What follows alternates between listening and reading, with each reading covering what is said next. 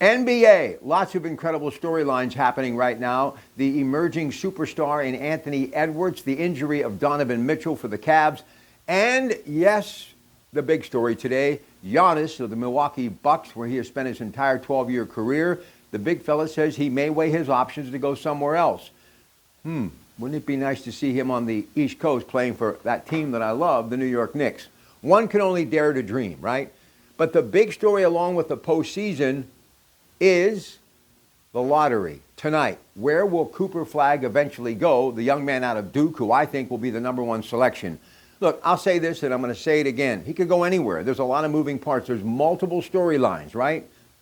But somehow, some way, if I'm Philly, I do everything humanly possible to make some moves because Abib, you don't know where his future is because of the multi-injuries. We wish him the best, but you need to get somebody with that kind of star power in the city of brotherly love.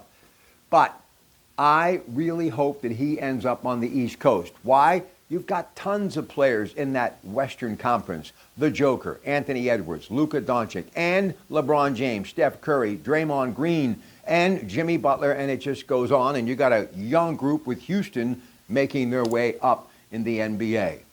I believe if the NBA wants to experience a little bit of that, what they had during the Showtime era of the 80s with Bird on the East Coast with the Celtics and Magic on the West Coast with the Lakers, Cooper Flagg, if he could end up with one of these teams on the East Coast, wouldn't that be something? The Knicks, Brooklyn, Philadelphia, Washington even.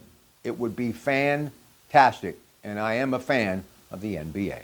Have a great day from the home studio in Monaca. It's your Pratt Pack.